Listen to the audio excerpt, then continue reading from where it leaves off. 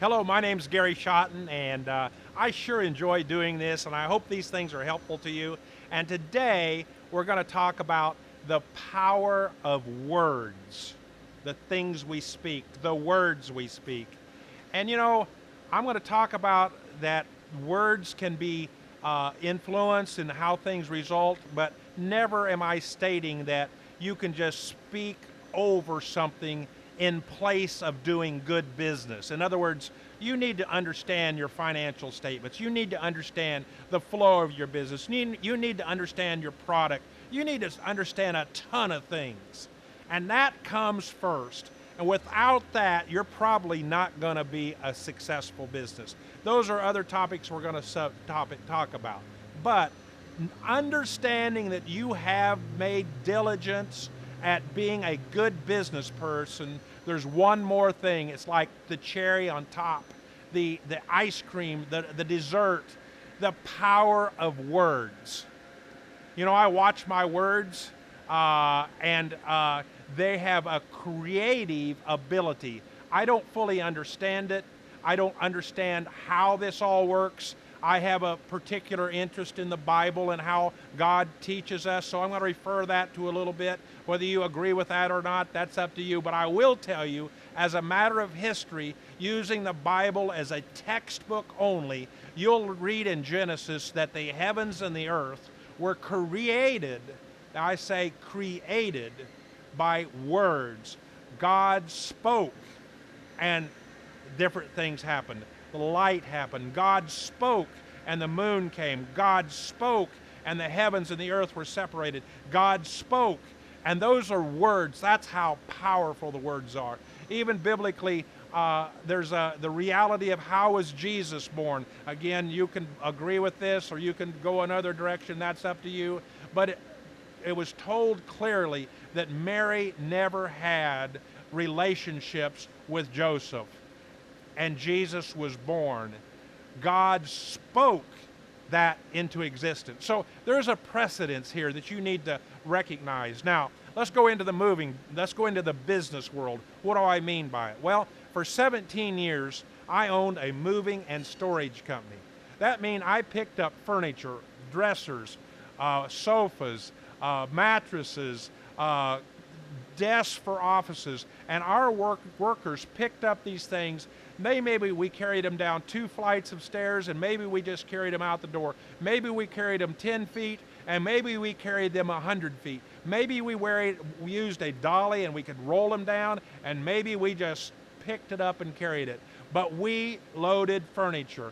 And on many occasions, we had to determine, do we have a big enough vehicle, a big enough van, a big enough truck? Will this stuff have any chance of fitting into the truck? Now again, if there was no way it was going to fit into the truck, it's not going to fit. But if we knew it was going to be close, we were really careful what we talked about. We would not say things like, oh man, there's no way this is going to fit. I'm sure that we'll try. No, no, no, no, no. We didn't say that. We said things like, there's lots of room. We believe, key word, we believe there's lots of room. We believe that we can fit it all in and not have a second truck. We believe that we can fit things tighter than ever before. And it was so funny. Sometimes we'd finish the truck and we knew how close it was. And we'd pull that door many times. It came down like this, and we could just barely shut the door. It was a good load. We fit it all in, but it all fit. Man, let me tell you an example.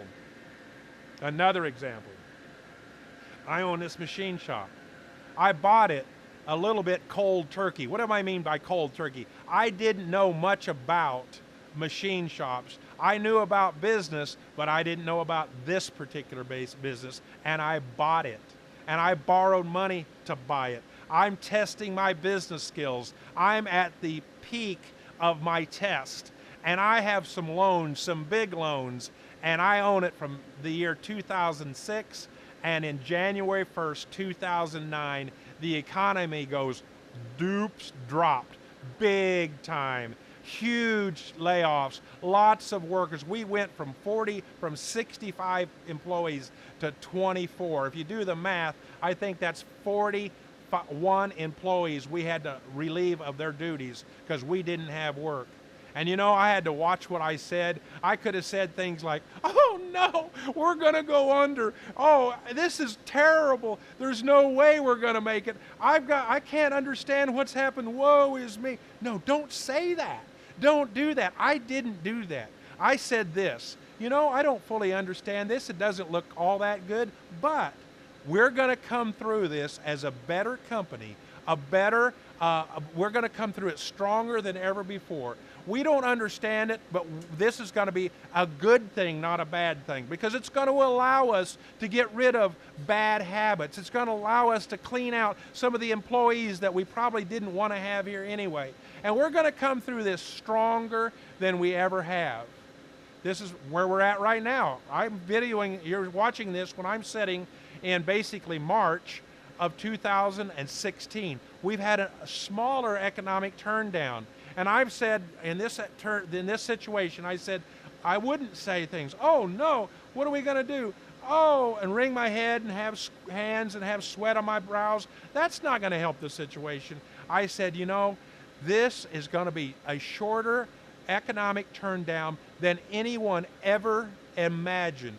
And you know what? When we're going to come back, we're going to be stronger than we ever did before. It's going to be so amazing the amount of work we're going to get. And you know, the first of this week, we actually started this happening. We laid some people off, and we had to cut the workforce, but we're coming back strong. I had this happen on a personal basis. I won't go into detail. It was a close associate of mine had a depression issue. And this depression issue was severe to the point of deep depression. And I had to think of this situation like, "Oh no, woe is me, this is never going to work, what's going to happen?" Sure, it was in my mind. I had some thoughts, but I wouldn't speak it out. I said things like, "This person's going to come out a better person than ever before. They're going to be a better husband than ever before. They're going to be a better father than ever before. They're going to be a better part of their family than ever before. They're going to be a better part of society. They're going to come through this stronger than if it had never happened." And in fact, even though we didn't want it to happen and they didn't want it to happen, it has a purpose, and it's going to come through as someone that's going to help others in that same situation. And you know what happened? It happened. They came through it. They found something better than before. They're stronger than before. I'm so proud of this person. Last one.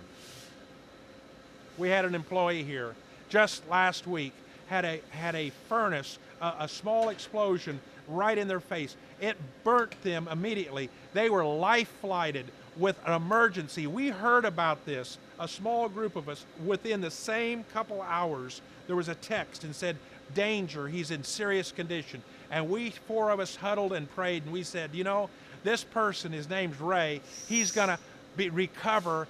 First of all, it's not going to be near as bad as it first looked. And the second thing we said with our mouth and prayed with our prayer is that he's going to recover faster than anybody ever imagined. You know, that was a couple Saturdays ago, and God is my witness, he's coming to work tomorrow. Faster than ever expected, wasn't near as serious, didn't even spend more than a couple hours in the hospital. They life-flighted him, like life and death. They got there, and it was so much better than they imagined. They released him in a couple, 3 hours and didn't spend the night. We hope this is helpful. We hope you would share this with others. If it's helpful to you, it could be helpful for others. Thank you so much for listening.